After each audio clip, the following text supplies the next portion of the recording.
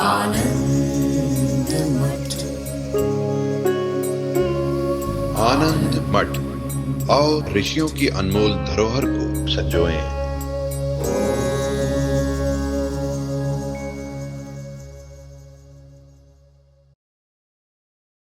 आत्मा निराकार है, उसका कोई रूप नहीं है, वह अचिंत्य है। तो फिर मैं आत्मा को शरीर रूप में ही देख पा रहा हूँ। भगवान के विग्रह के समक्ष हाथ जोड़ता हूँ तो शरीर को जोड़ते देखता हूँ, झुकता हूँ तो शरीर को झुकते देखता हूँ। परमात्मा इंद्रियों का विषय नहीं है, आत्मा अक्रिय है। तो फिर मैं आत्मा हूँ यह कौन जानेगा? फिर मैं आत्मा हूँ यह अनुभव में कैसे आए? मार्गदर्शन करने की कृपा करें।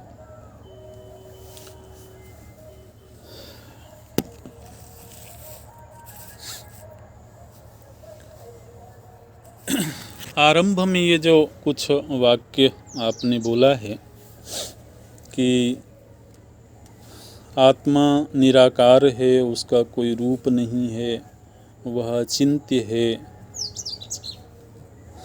ये वाक्य आरंभ के नहीं है।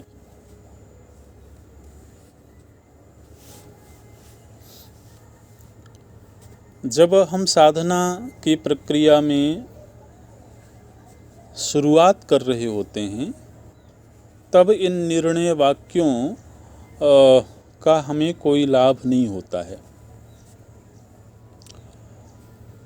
जब हम इस अनुभव के धरातल पर बैठे हैं कि मैं शरीर हूँ, मैं मनुष्य हूँ,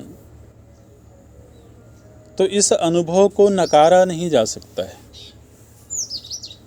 इनकार नहीं किया जा सकता, क्योंकि वो अनुभव है।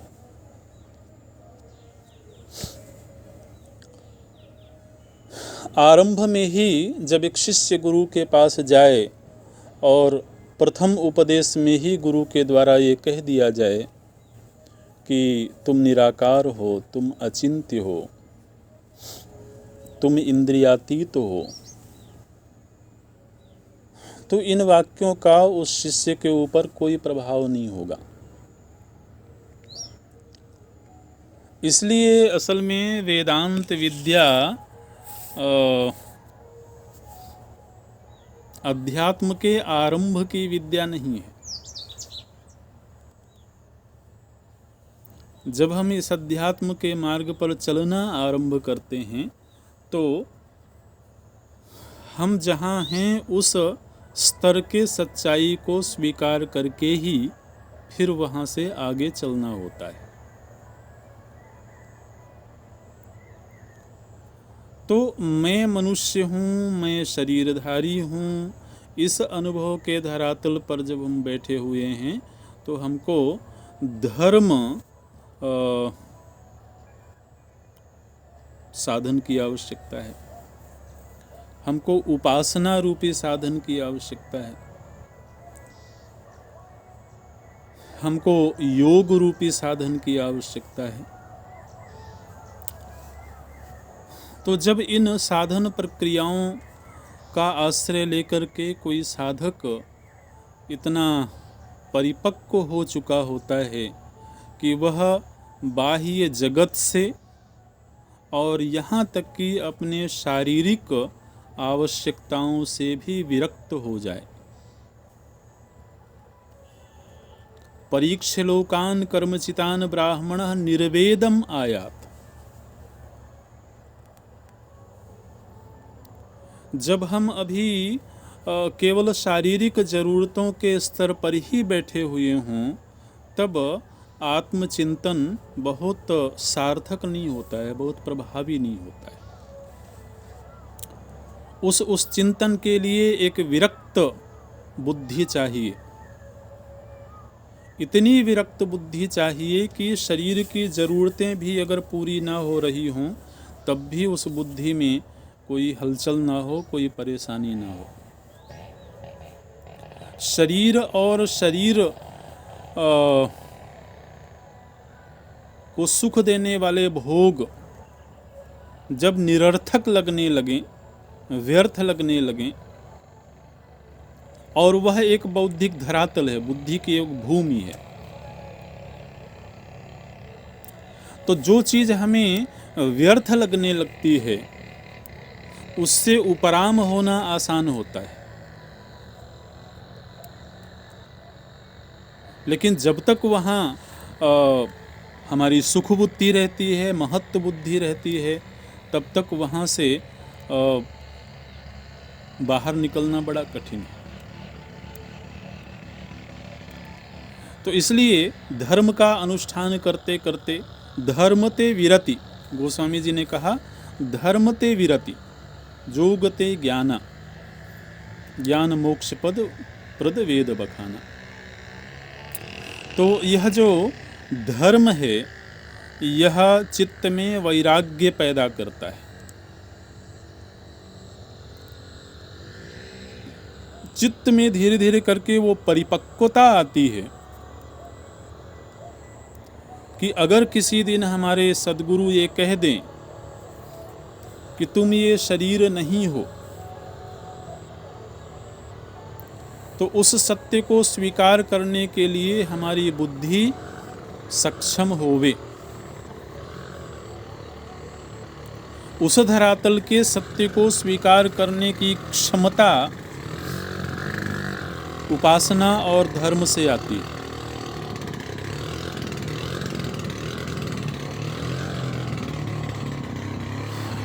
धीरे धीरे करके जब बुद्धि विरक्त हो गई हो और फिर योग का आश्रय लेकर के व्यक्ति शरीर की संवेदना के बंधन से भी मुक्त होने के धरातल पर पहुंच गया हो, तब धीरे धीरे करके यह जो आत्मचिंतन है,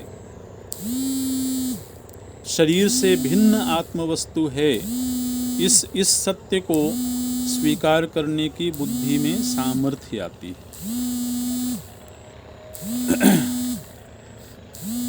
इस तरह से तो आपने जो प्रश्न किया है कि इस आत्मा का अनुभव कैसे होगा, तो अनुभव की एक प्रक्रिया है, एक पद्धति है। हम आज जिस अनुभव के धरातल पर बैठे हुए हैं, उस अनुभव को काटने के लिए हम जिस जगह पर बैठे होते हैं, अगर वह जगह हमको छोड़ना हो तो उस जगह को छोड़ना आसान हो जाएगा जब वो जगह हमको सुखद ना लगे, जब वो जगह हमें महत्वपूर्ण ना लगे। तब कोई कहे कि अब तुम इस जगह को छोड़ दो, तो फिर छोड़ने में परेशानी नहीं होगी। मैं मनुष्य हूं, इस अनुभव को छोड़ना है, ये वेदांत कहता है। अब ये अनुभव हमारा न जाने कब से बना हुआ है। शरीर की जो भूमि है, इस भूमि में हम कब से बैठे हुए हैं और इस अनुभव के कितने गहरे संस्कार हमारे चित्त में बने हुए हैं।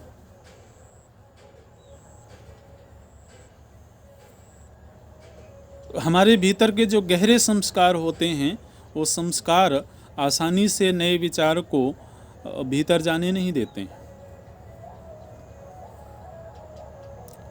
मैं मनुष्य हूँ, मैं पुरुष हूँ, इस अनुभव को, इस सत्य को हमने जिया है, दीर्घ काल से जिया है। न केवल अपने अनुभव से, बल्कि दुनिया ने भी यही जताया कि तुम कौन हो।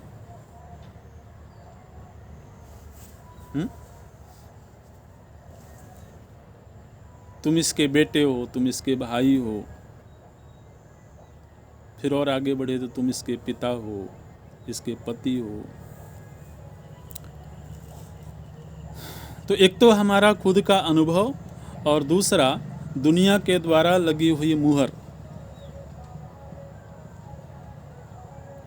हमको देह के धरातल पर ही बिठा के रखी है। अब इतनी गहरी अनुभूति के इतने गहरे संस्कार लेकर के जब हम गुरु के पास जाते हैं, देखिए अपने अनुभवों के संस्कारों को लेकर के हम गुरु के पास गए और फिर गुरु ने अगर ये कहा कि तुम देह नहीं हो,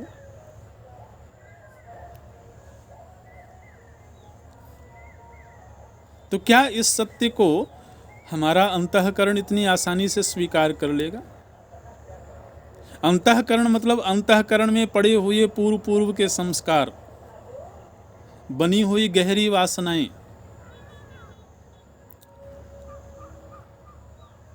तात्कालिक रूप से क्रियाशील जो अंतःकरण है वो स्वीकार कर लेगा, लेकिन उस स्वीकृति को पचने में, उस सत्य में निष्ठा प्राप्त करने में एक लंबा वक्त लगता है। इसलिए हमारे शास्त्रों में निष्ठा की बात की गई। आत्मनिष्ठा, आत्मबोध के बाद भी आत्मनिष्ठा तक पहुंचने की एक लंबी यात्रा होती है। श्रीमान अर्जुन को युद्ध के आरंभ में आत्मबोध हो गया, लेकिन युद्ध के अनंतर भी अर्जुन ये बात भगवान से कहते हैं कि मैं ऐसा अनुभव कर रहा हूं कि जैसे उस ज्ञान का लोप हो गया हो।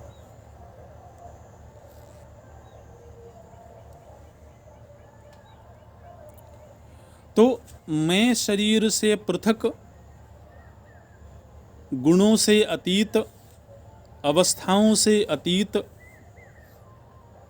इस सत्य तक पहुंचने और उसमें निष्ठा प्राप्त करने की एक लंबी यात्रा होती है। और उस यात्रा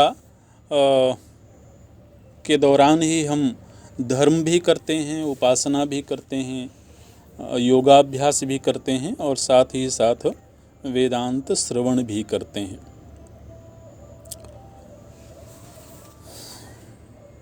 तो इसलिए निरंतर वेदांत का श्रवण करते रहने की आवश्यकता है।